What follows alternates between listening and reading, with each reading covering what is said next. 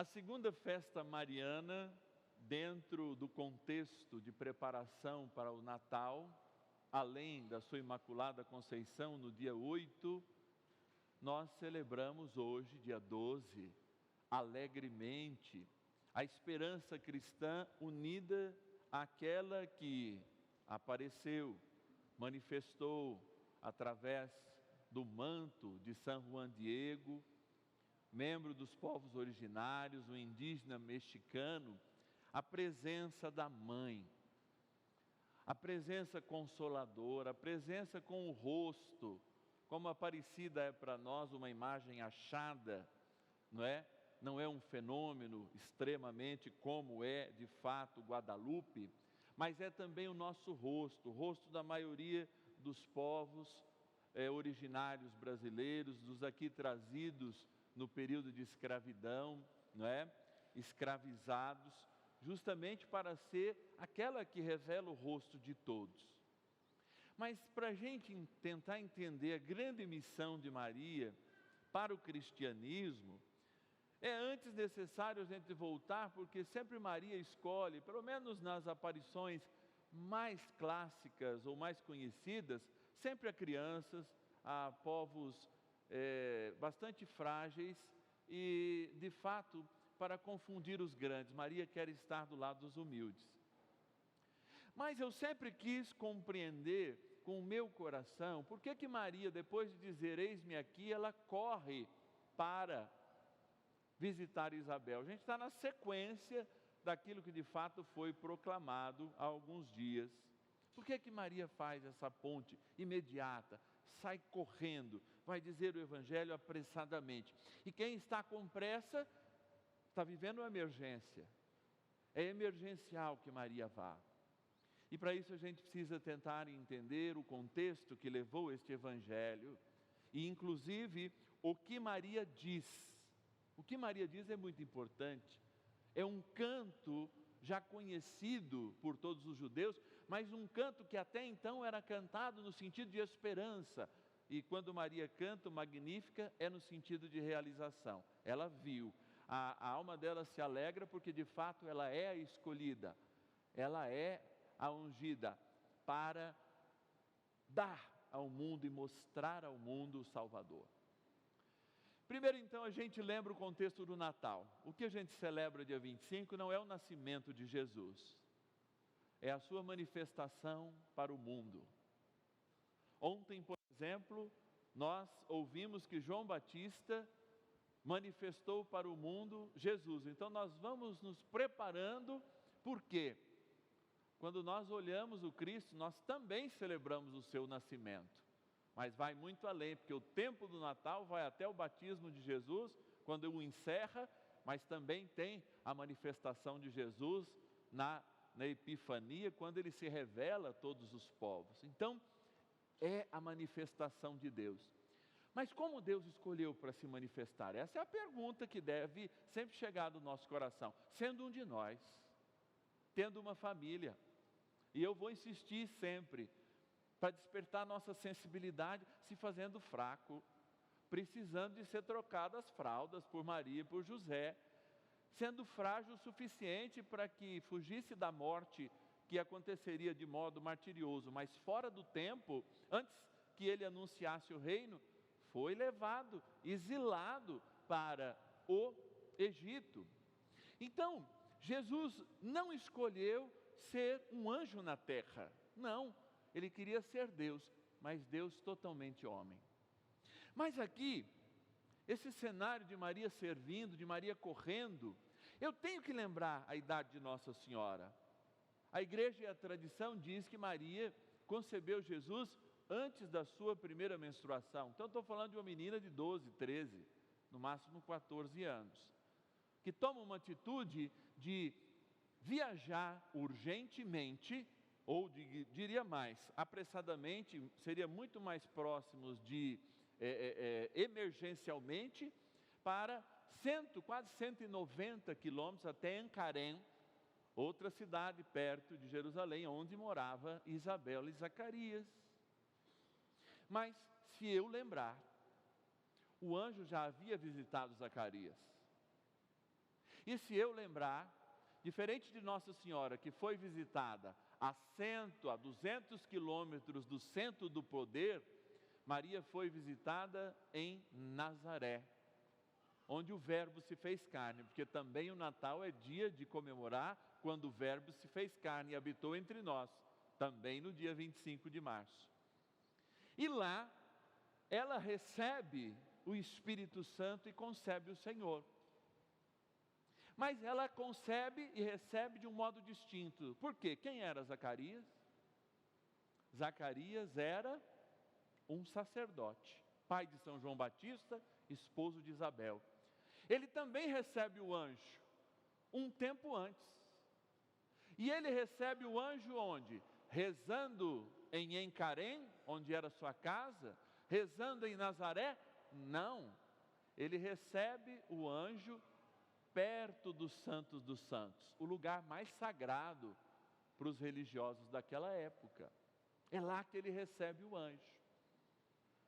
E diante do anjo, que lhe anunciara na sua velhice que ele seria pai, ele faz o quê? Ele debocha do anjo. Ele debocha.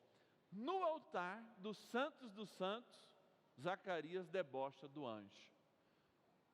200 quilômetros na periferia, uma jovem de 13 anos de idade diz: eis-me aqui, é o projeto do anjo. E o sacerdote, no templo, perto dos Santos, que é onde se guardava a Arca da Aliança, ali ele debocha do anjo. Debocha.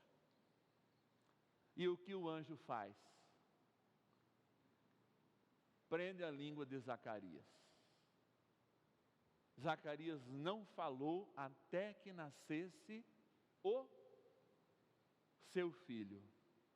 E ele concordasse com o nome, dando-lhe um nome que não era da sua família, dando-lhe um nome justamente para dizer: olha, João vai ser o precursor de um novo tempo, aquele que calou um sacerdócio no altar, vai ser aquele que profetiza um novo e eterno sacerdote, que vai nascer, que vai habitar entre nós, que vai construir a sua história em nós, para que a nossa história seja de um modo distinto, construída nele, aquilo que o nosso pecado destruiu.